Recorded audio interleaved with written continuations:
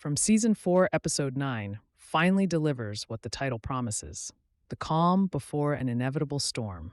While some viewers may feel that the episode is still holding back its biggest reveals, there's a constant sense of dread hanging over every scene.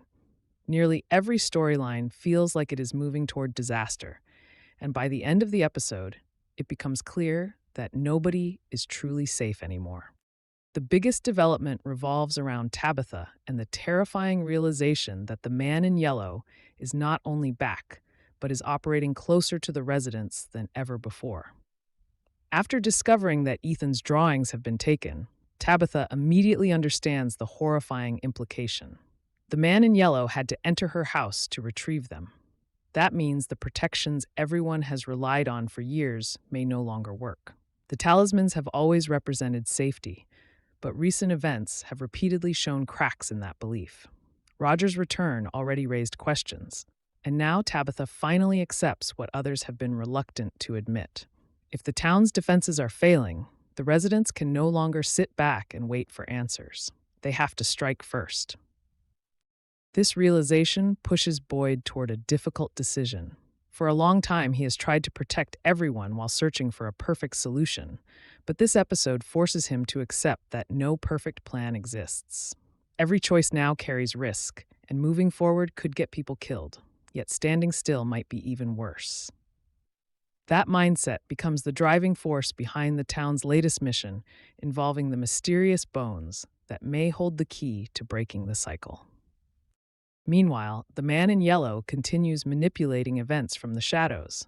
Disguised as Sophia, he works carefully to sabotage every step of Boyd's plan. Interestingly, he also reveals an important clue. He suggests that the residents are actually heading in the right direction by pursuing the bones. However, intention alone is not enough. According to him, the town was built on rituals, and rituals require specific actions performed in specific ways. This suggests that success depends not only on what the residents do, but how they do it. The possibility that everyone could unknowingly perform the ritual incorrectly adds another layer of tension to the episode. The situation becomes even more disturbing through Clara. Sophia convinces her to participate in a blood ritual that appears to allow the man in yellow's influence to spread. Clara then unknowingly passes that corruption to Fatima by giving her a drink supposedly meant to help her recover. Instead of healing her, the mixture causes horrifying symptoms. Fatima wakes up suffering intense pain and begins losing her hair. The transformation that fans have feared for weeks now seems closer than ever. Whether she is becoming the kimono woman or something entirely different, her condition is clearly worsening. At the same time, Sophia volunteers to help with the rope ladder needed for Boyd's mission. On the surface, she appears supportive, but viewers quickly learn she is secretly sabotaging the plan. This becomes one of several hidden threats that won't fully reveal themselves until the final moments of the episode. Elsewhere, Henry remains trapped in the psychological manipulation created by the man in yellow. He continues experiencing visions of an idealized alternate life where everything seems peaceful and complete. However, the fantasy comes with a terrible price. The figures inside the hallucination repeatedly encourage him to sever his connection to reality by killing Victor. The idea sounds absurd, but the influence of the man in yellow has already proven powerful enough to drive people toward terrible actions. The episode doesn't resolve this storyline, but it leaves viewers deeply concerned about where Henry's mental state is heading.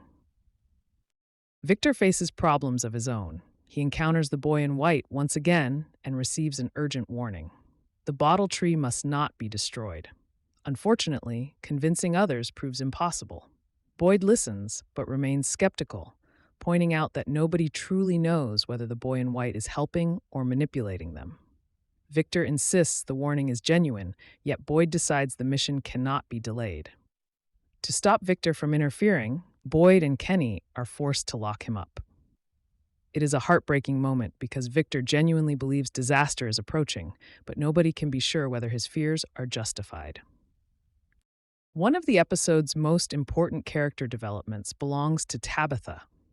For much of the series, she has often been skeptical of strange explanations, but now she finally embraces the possibility that the answers lie within the mysteries everyone else has been chasing. After speaking with Ethan and Julie, she begins seeing the ghostly children again. Their appearance leads her to a startling conclusion. The talismans may depict two specific individuals rather than representing people in general. Tabitha becomes convinced that those figures are her and Jade. This revelation changes everything. If the ritual requires two chosen participants, then sending an entire group into the tunnels might be the wrong approach. Tabitha believes only she and Jade should retrieve the bones. The theory perfectly matches the warning given earlier about rituals requiring precise actions. When Clara relays this information to Sophia, even the man in yellow appears shaken. For the first time, it seems possible that the residents are getting closer to understanding the rules of the game. The final act of the episode is filled with escalating tension. Tabitha and Jade enter the tunnels carrying little more than a talisman and a thin barrier separating them from the creatures lurking nearby.